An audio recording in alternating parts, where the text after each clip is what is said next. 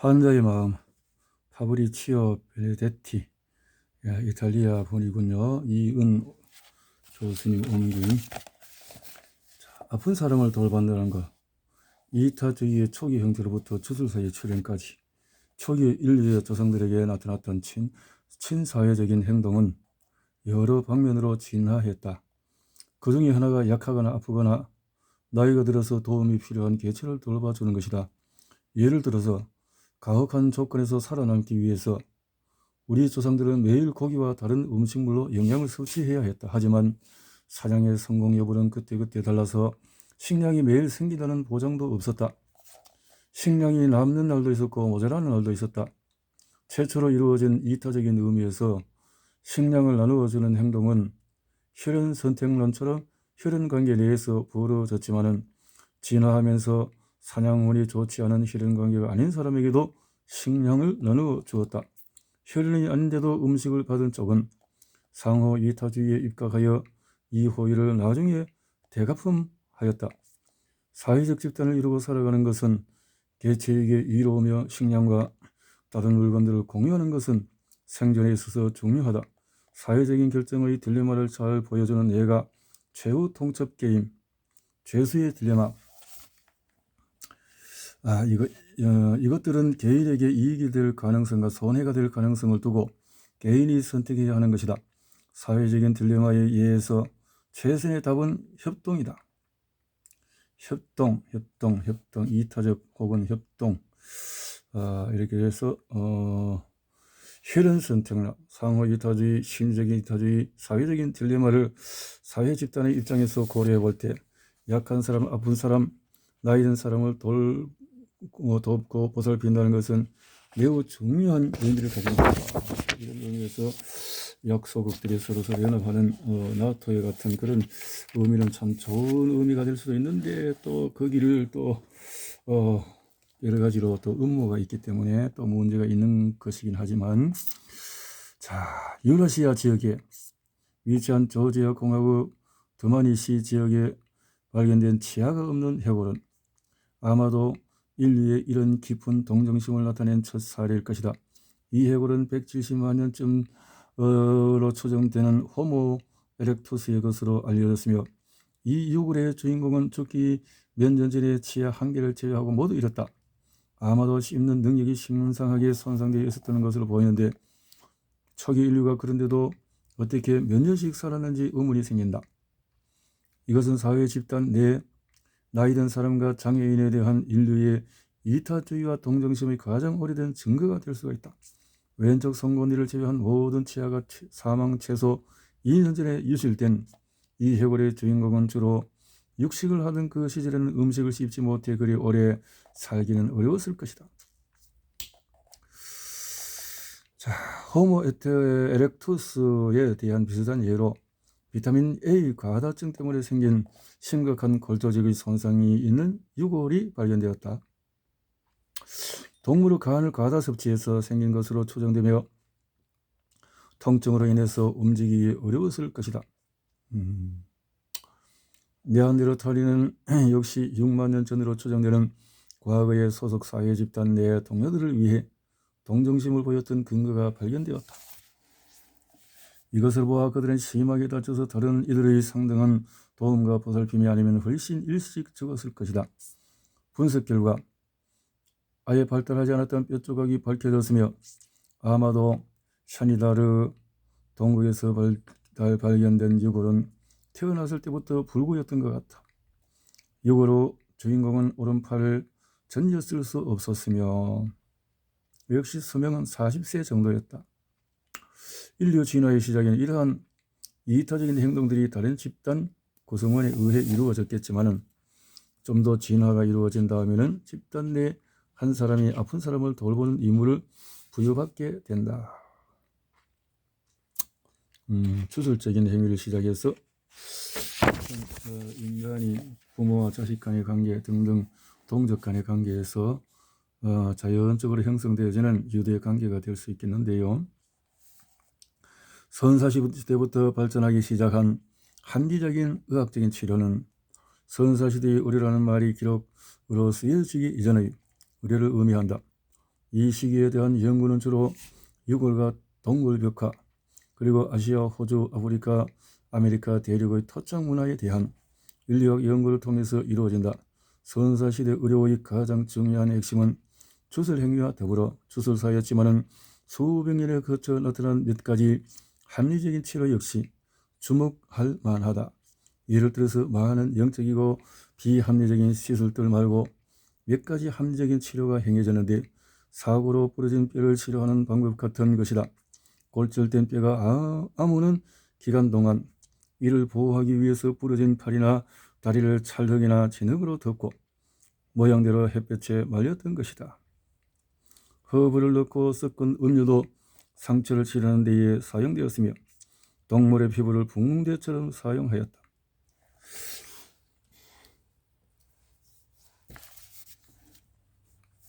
이러한 행위들을 선사시대의 의료라고 부르기는 하지만 수백 년 동안 발전이 거의 없었다. 수많은 종류의 개성한 치료법이 여러 문화에서 수백 년에 걸쳐서 개발이 되었다. 주로 영적인 믿음과 사회적인 영향을 바탕에 두고 있으며 폭력으로 죽은 사람의 두개골에서 자란 이끼, 독사의 살점, 개구리, 벌레, 개는, 밀랍, 여우의 피, 깃털, 머리카락, 뿔, 발굽, 개미, 정갈, 거미줄, 치아, 성기 등 다양한 종류의 재료로 만든 다양한 혼합 음료들, 그리고 처방하거나 토하거나 절당하거나 물집이 생기게 하거나 피를 나게 하거나 얼리거나 열을 가하거나 땀을 내게 하거나 거머리에 피를 빨게 하는 것과 같은 다양한 행위들이 존재한다. 전부는 아니더라도 거의 대부분의 것들은 효과가 없었고 효과가 있을 것이라고 의심되는 경우는 얼마 안 되었다. 비슷하게 피를 내게 하는 것도 몇몇 혈액순환 질환에는 효과가 있었을 수도 있다. 97년에 주술사와 고대의 의사를 분명하게 구분하는 것은 어려운 일이며 근대적이고 과학적인 의료가 등장한 것은 불과 몇백 년 전이다. 고대 이집트의 의사는 마법사이자 성직자였으며 치료자에게 전해지는 이번 장의 요약 메시지는, 이렇게 의학적인 치료는 약한 사람, 아픈 사람, 노인, 더 포괄적으로 말하자면 도움을 필요한 사람을 돌봐주는 것을 목표로 진화론적인 설명으로 단세포 생물에서부터 시작을 한다. 몸 단장은 긁고 문지르고 핥는 등의 행동이 나타나므로 단순 반사보다는 좀 더 복잡하다. 동물이 자기 자신이 아니라 다른 개체의 몸 단장을 해주는 행동을 의사, 환자 관계의 기제이자 관련지어 생각해보면 굉장히 큰 진화이다. 이러한 행동에는 신피질과 옥시토신 및 여러 호르몬들이 관여한다. 유인원과 원시인류에서 나타난 사회적인 몸 단장은 이타적인 행동이라는 측면에서 또 다른 사회적인 행동의 길을 열었다고 볼 수가 있다. 초기의 이타적 행위와 의료 행위가 집단 내 여러 구성원에 의해서 이루어졌다면 좀 더 진화된 후에 아픈 사람들을 돌보는 것은 한 명에 의해서 이루어지기 시작했다. 그것이 주술사이다. 의사와 환자의 관계를 진화론적인 관점에서 바라보는 것은 이것이 결국 한 개체를 돌보는 것일 뿐만 아니라 사회 집단을 위험과 손상으로부터 보호하는 그런 역할이다. 의학적인 치료의 개념은 단세포동물, 무척추동물, 척추동물의 자기보호, 그리고 유인원과 사람의 사회보호의 맥락 모두를 고려해야 한다. 이 장에서 과학으로서의 의학의 등장과 발전, 동물 실험을 통해서 알게 된 지식과 문제점, 과학으로서 의학을 발전시킨 해부학과 생리학적인 기초 지식, 갈레의 한 가장 유명한 실험 중에 하나다. 이렇게 잘라서 피를 내게 한다. 이렇게 살아있는 동물의 혈관 두 점을 묶은 뒤 그 사이를 잘라 피가 흐르는 것을 보고 동맥 안에 피가 들어있음을 발견한 것이다. 죽은 동물을 가지고 행하면 혈관 속이 비게 되어 이러한 발견은 불가능했을 것이다. 묶어서 이런 것을 해보았다는 거죠.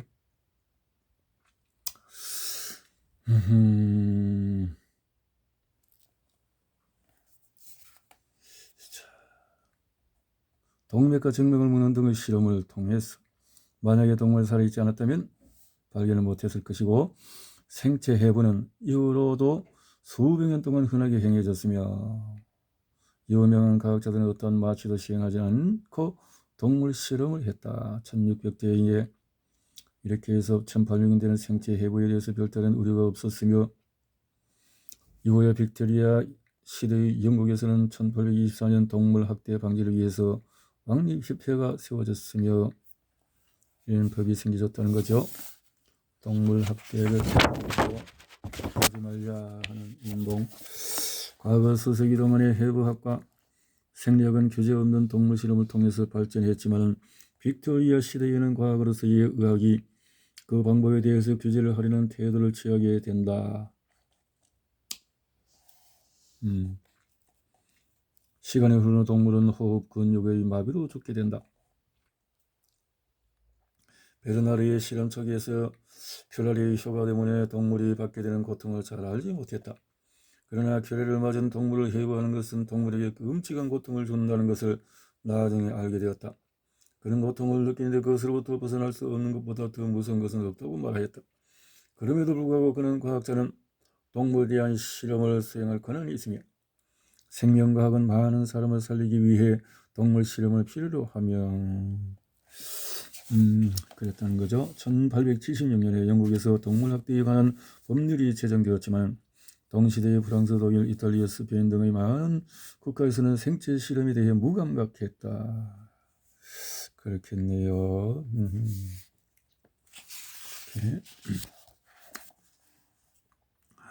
클로드 베르나르의 큐라리의 실험과 벨 마장디 논쟁은 생리학적인 논쟁들의 대답을 찾기 위해 시행되었던 여러 동물 실험이 가지는 윤리적인 문제의 좋은 예이다. 윤리의 목소리는 찰스 다윈의 견해에서도 드러난다. 1987년 새로운 외과적인 기술의 습득, 의학의 역사가 기나긴 세월을 걸쳐서 이루어진 것을 감안하면 좀 더 정교한 외과적 기술을 습득하게 된 것은 최근의 일이다. 그렇구나. 조지 워싱턴은 48시간이 지나지 않아서 죽었고 어떻게? 조지 워싱턴이 1799년 12월 13일 미국의 전 대통령이었던 조지 워싱턴은 마운트 번에 있는 그의 목장에서 일을 하고 있었다. 그의 목에 생긴 감염으로 인해서 갑자기 호흡기 증상과 말하기 어려운 증상이 생겼다. 3명의 의사가 물과 식초로 목을 헹구게 하고 식초가 그 당시에 했군요. 물과 식초로 목을 헹구게 하고 3차례나 피를 빼냈다. 그러나 조지 워싱턴은 48시간이 지나지 않아 죽었고 이는 아마도 급성 감염 때문인 것으로 추정된다. 화농성 후두염의 가능성은 떨어지지만 나이가 많고 병이 갑작스럽게 진전되었음을 고려하면 그는 흔한 목의 감염으로 죽었을 것이다. 1976년에 멘델에 의해서 감염성 질환을 밝히고 그것을 일으키는 원인 물질이 바이러스인지 박테리아인지를 알아내기 시작한 것은 불과 몇십 년 전의 일이다. 백신과 같은 예방적인 치료법이 개발된 것은 최근의 일이다. 광견병 백신은 1885년에, 결핵 백신은 1906년 사이에, 1921년 사이에, 디프테리아 백신은 1923년, 파상풍 백신은 1927년에, 소아마비 백신은 1955년에서 1960년 사이에 개발되었으며 가장 최근에 나온 백신은 1958년에 개발된 홍역 백신과 1986년에 개발된 비형 간염 백신이었다. 이 모든 경우에서 동물 실험은 중요한 역할을 담당했다. 1869년 프리디 트렌넨부르크는 환자로부터 디프테리아에 감염된 조직을 채취해서 다른 동물들의 기관에 이식했다. 이를 통해 그는 디프테리아가 전염성 질병이고 특정한 병원 물질에 의해서 매개됨을 증명했다. 그래서 독서 루이 파스테르는 감염 질환의 전파가 다르다는 것을 증명하기 위해 병원균을 서로 다른 동물에게 주사했다. 항생제의 역사는 매우 짧다. 1928년에 알렉산더 플레밍은 페니실린 노타툼이라는 푸른 곰팡이의 주변에 박테리아가 자라지 않는 것을 발견하고 1940년 하워드 월터 블루리와 보리스 체이는 마침내 동물에게 실험할 만큼 충분한 양의 페니실린을 추출했다. 첫 실험 대상은 생쥐였는데 그들은 감염성이 높은 병원균을 생쥐에게 주입하였다. 한 그룹에서는 동시에 페니실린을 주입했고 다른 그룹에서는 그렇지 않았다. 페니실린을 맞은 그룹은 살았지만 맞지 않은 그룹은 17시간 후에 죽었다.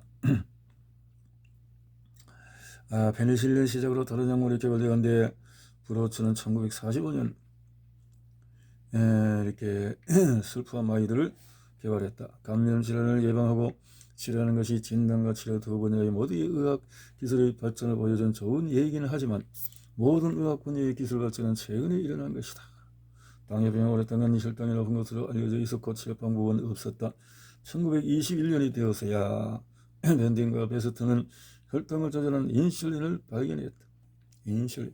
돈 살리실 사안이 진통제로 알려진 것은 오래된 일이지만 아스피린이 말초에서 효과를 나타낸다는 사실을 알게 된 것은 오래된 일이 아니다.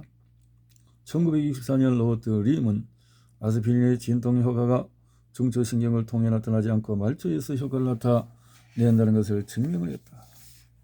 1984년 이것을 위해 그는 살아서 깨어있는 개에게 가혹한 실험을 했다. 통증 자극, 아스피린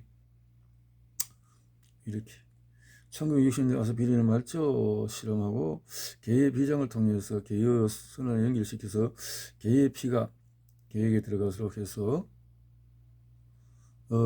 개에게 아스피린을 주입하자 개에게 진통 효과가 나타나 이것을 아스피린이 뇌에 작용하는 것이 아니고 비장 자체에 작용함을 증명했다.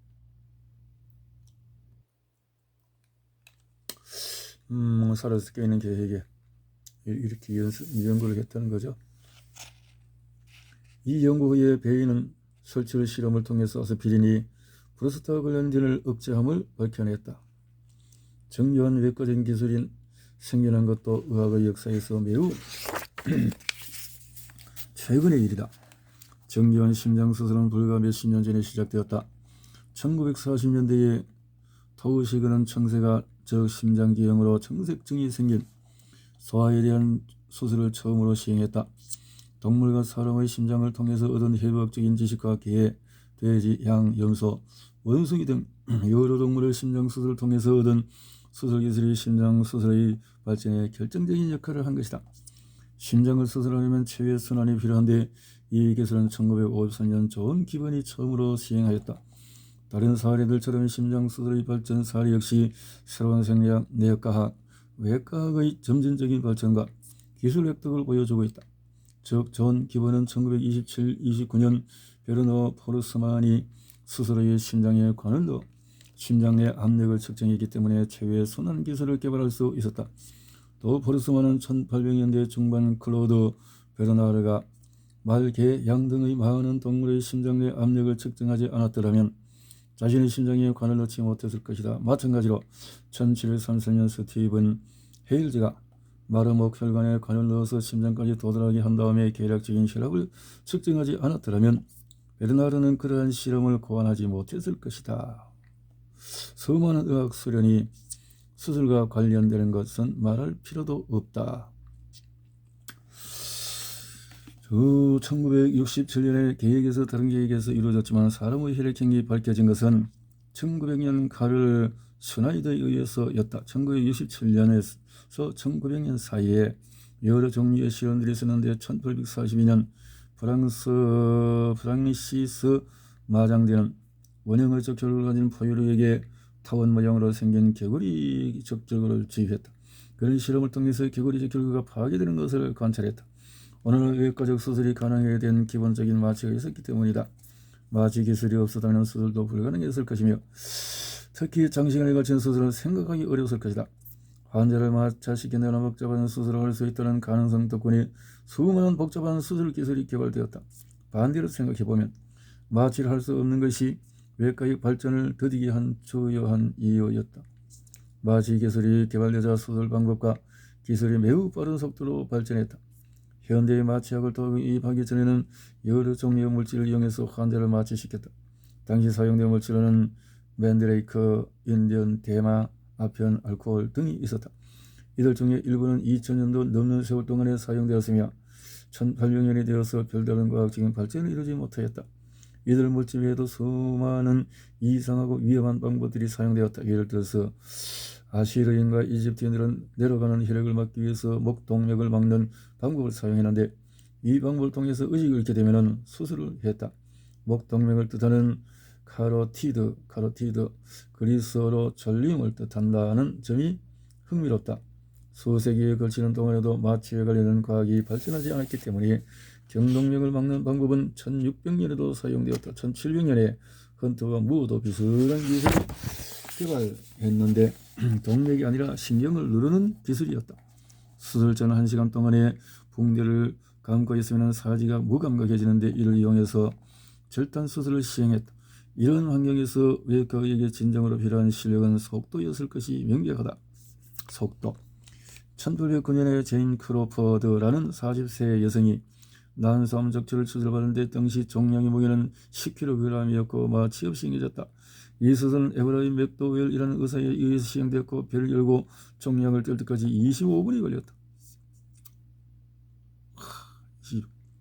1800년 험프리 데이비가 이산화 질소 기체의 마취약 성질을 처음으로 검증했다. 실험은 동물과 자기 자신에게 이루어졌으며 실험을 통해서 개체가 통증의 무감각해짐을 증명했다.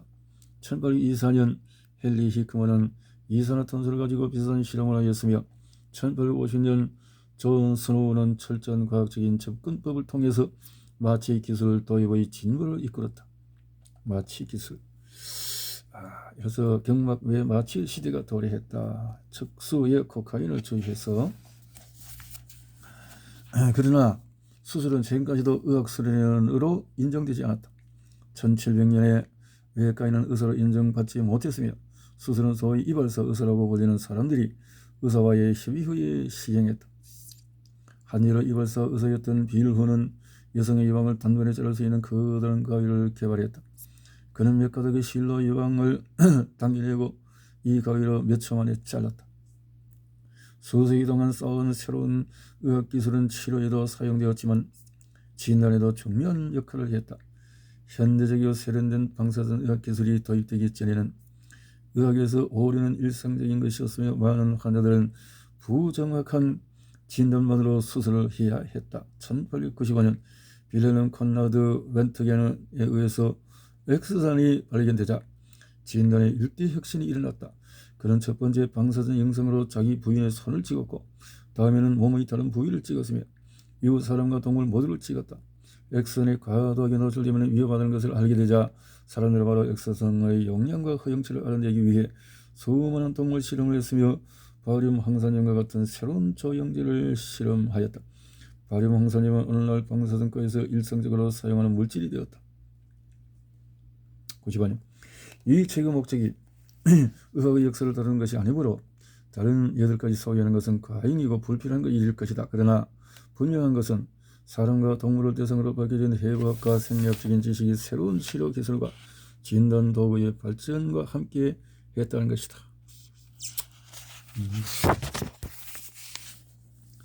이렇게 변천 주술에서 과학으로서의 의학으로의 변천은 여러 세기 동안에 천천히 이루어졌다. 효과적인 치료법, 이해는 없어도 검증은 받아야 수많은 치료법과 진단법, 시술들이 인체에 대한 해부학, 생리학, 생화학적인 지식을 바탕으로 나왔다는 사실은 의심할 필요가 없다. 대부분의 수술기술은 질병에 대한 해부학과 병태 생리학을 기반으로 한다. 몸의 어떤 기관이 손상되었다면 그것을 떼어내면 된다. 또한 해부학적으로 어떤 부분의 기능에 문제가 생겼다고 진단이 내려지면 다른 것으로 대체할 수도 있다. 호르몬요법은 뇌 분비계에 대한 해부학, 생리학, 생화학적인 자세한 지식들로부터 만들어졌다. 특정 호르몬이 적게 분비되거나 과도하게 분비되는 것으로 진단되면 호르몬을 더 주거나 길항제를 줄 수도 있다. 예를 들어서 당뇨에 대한 현대적인 치료법은 벤틴과 베스트가 1921년에 인슐린을 발견한 덕분에 만들어졌다. 다른 약물들도 이렇게 있고 양성자 펌프에 대한 지식이 오늘날 전 세계에서 가장 많이 처방되는 생산자인 오메프라자를 만들어낸 것이다. 이것은 하나의 예에 불과하지만은 의학의 수많은 분야에서는 너무나 많은 예가 존재한다. 이렇게 해부학, 생리학, 생화학의 발전과 수많은 새로운 치료 방법의 개발 사이에는 원인 결과의 관계가 존재하지만 반대 방향으로 진행되어 얻어진 지식들도 많다. 효과적인 치료법을 개발하기 근본되는 기제를 모두 알 필요는 없다. 아펜과 모르핀은 매우 강력한 진통 성분을 가지고 있는 것으로 잘 알려졌지만 오랜 세월 동안의 그 기제는 알 수 없었다. 최근까지도 우리는 모르핀의 효과가 척수에서 나타나는 건지 척수보다 상위 수준에 나타나는 건지 모르고 있었다. 살리실산염 역시 수세기 동안의 진통제로 사용되어 왔지만 기제는 완전히 파악되지 않았었다. 1964년에 로버트 림이 아스피린의 진동 효과는 중추신경에 작용하여 나타나는 것이 아니라 말제 효과라는 것을 증명했을 뿐이다. 모르핀과 아스피린은 모두 효과적이지만 수세기 동안의 그 기전이 밝혀지지 않은 약물의 대표적인 사례이며 효과적인 치료법이 모두 이해받을 필요는 없음을 보여주고 있다. 현대에도 기제가 알려지지 않은 효과적인 치료법들이 흔히 사용되고 있다. 때로는 기제를 밝히려는 연구가 시스템의 생리를 밝히는 데 더 좋은 지식을 제공하기도 한다. 운동장애와 같은 몇몇 뇌질환에 사용되는 신분의 자극술이 좋은 예이다. 오늘날에는 수술로 서로 다른 뇌 부위에 전극을 심고 이를 통해서 지속적인 자극을 가하여 파킨슨 질환을 치료하기도 한다. 이 치료법은 MPTP 라는 물질로 파킨슨 증후군을 유발시킨 원숭이에서 처음 시행되었다. 시상하액을 자극하면 파킨슨 양 증상을 막을 수 있음을 밝혀내긴 하였지만 그 정확한 기제는 아직 밝혀지지 않았으며 오늘날까지도 일부만 파악이 되었다. 흥미로운 점은 오늘날 기저학의 생리에 대해서 더 많이 밝혀진 것이 신분의 자극술에 대한 기제를 연구한 덕분이라는 점이다. 우리는 파킨슨 환자들의 시상하역의 활동 전이의 생성이 지속되어서 이로 인하여 시상하역으로부터 흥분성 신호를 받은 흑색질 망성부가 과도하게 활성된다는 사실을 알게 되었다. 또한 흑색질 망성부는 시상으로의 억제 신호를 증가시켜 운동을 담당하는 피질에 대한 조절 능력이 감소하게 만든다. 시상으로부터 운동 피질로 가는 신호가 줄어드는 것은 파킨슨 환자들의 운동 수행에 영향을 주는 것으로 보인다. 최근의 가설은 파킨슨 환자들의 근육 강직 완화가 시상하액과 흑색질 망성부의 신경세포 활동 전이 생성 감소와 연관된다는 것이다. 이 모델은 신분의 자극술 같은 항파킨슨 치료법이 시상하액의 활동 전이 생성을 정상화시킬 것이며 이어서 흑색질 망성부에서의 시상으로의 억제 신호도 감소할 것이라고 가정한다. 다른 영역과의 진동 운동으로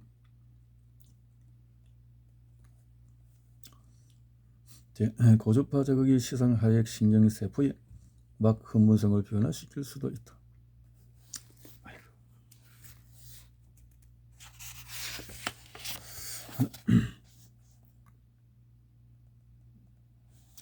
운동장애에 대한 최근의 시기적절한 신경학적인 치료법이 예에서 보듯이 신분의 자극술은 운동 증상 경감에 매우 효과적이라는 사실이 밝혀졌음에도 기제는 알려지지 않았다. 그림 2.3은 신분의 자극술의 역할에 대한 세 가지 가설을 담고 있지만 아직도 논란은 계속되고 있으며 어느 것이 다른 두 가지보다 덜 중요한지 역시 알려지지 않았다. 비록 많은 치료법이 그 기제가 밝혀지지 않은 채 사용되고 있기는 하지만 과거에 사용하던 대부분의 의료 행위들과 비교해 볼 때 현대 과학으로서의 의학은 그 가치를 유지하고 있다. 과거는 현재 모두 그 기제는 모르지만 치료법의 실제의 효과를 평가하게 된 것이다. 현대의 실용적인 임상시험은 기제를 알아낼 필요 없이 그 치료법이 위약, 즉 비활성 치료법보다 효과적인지를 평가한다. 자, 임상 2상 검증 과정은 기제에 대해서 고려하지 않고 단지 효과라는 개념만을 바탕으로 한다. 수만 가지 약물들이 이런 방법으로 평가되며 약물이 어떤 작용을 하고 어디에 결합하고 어떻게 효과를 내는지는 고려의 대상이 아니다. 예를 들어서 가바펜틴은 항전간제이며 동시에 통증 억제제다. 이 약물은 가바에 시클로헥실기가 결합한 형태인데 이런 형태에서 혈액과 뇌장벽을 통과할 수 있다. 즉 이 약물은 원래 가바 유도체에서 유래되어 혈액 내 장벽을 통과할 수 있다. 그러나 가바와 구조적으로 유사함에도 불구하고 가바펜틴은 중추신경계와 결합하지 않는다. 이 약물의 기제는 전압 의존성 칼륨 통로의 알파 2 델타 소 단위에 결합함으로써 칼슘 통로를 봉쇄하여 효과를 나타내는 것으로 보인다. 핑크 등 2000년. 그러나 정확한 기제는 아직도 논의 중이다. 철저하게 실용적인 관점에서 이야기하자면 가바펜틴이 가바 수용체 혹은 칼슘 통로에 하는 작용은 크게 다를 바 없다. 작용 기제를 모르는 것이 효과에 영향을 주는 것은 아니다. 좀 더 고려해야 할 부분은 내과적인 치료 및 수술적인 치료의 위약 효과이다. 적절한 연구 방법과 대조군을 이용해서 효과를 밝혔다 하더라도 치료의 고유 효과가 어느 만큼이며 위약 효과가 치료의 결과에 어느 만큼 작용했는지를 언제나 명확하게 밝힌 것은 아니다. 예를 들어서 항우울제의 임상시험에서 위약 그룹의 반응률은 매우 높다. 1998년 커시와 세이프스타인은 2318명의 환자들을 포함하는 19개의 이중 맹금 연구에 대해 메타 분석을 시행했다. 그 결과 실제 약물에 대한 반응 중의 75%는 위약 효과에서 기인한 것이었고 약물로 특정적인 약동학적인 효과는 단지 25%에 불과했다. 또한 위약 효과와 약물 효과가 높은 상관관계를 보였는데 이런 약물의 효과 크기의 변화량이 위약 효과 때문이었음을 보여주는 것이었다. 커시와 세이프스타인은 75%의 위약 효과 중에서 어느 만큼이 진짜 위약인 반응인지 그리고 다른 요인은 어느 정도 기여했는지를 알아보기 위해 자연건강의 효과를 측정하였다. 이를 위하여 심리치료에 대한 19개의 연구를 분석했는데 아무 치료를 받지 않은 그룹을 사용한 경우가 더 흔했다. 그 결과 자연경과는 23.87, 약물 효과는 25.16, 위약 효과는 50.97로 밝혀졌다. 결론적으로 주요 우울증에 대한 임상시험에서 4분의 1은 실제 약물의 작용에 의한 것이지만 다음에 4분의 1은 저절로 나오는 것과 다른 이유이고 때문이고 절반은 위약 효과였던 것이다. 과거 수많은 임상시험이 행해졌지만 항우울제의 진짜 효과에 대해서는 아직도 의문으로 남아있고 약물의 기제 역시 제대로 밝혀지지 않았다. 아하, 이 약물의 효과가 없고 그 먹는다라는 어떤 그것 때문에 그만한 반응을 갖고 있다라는 거죠. 이 동물 연구가 이야기한 부정적인 영향과 윤리적인 문제, 해부학과 생리학에 대한 지식의 발전은 대부분의 동물 실험, 여기까지만 하고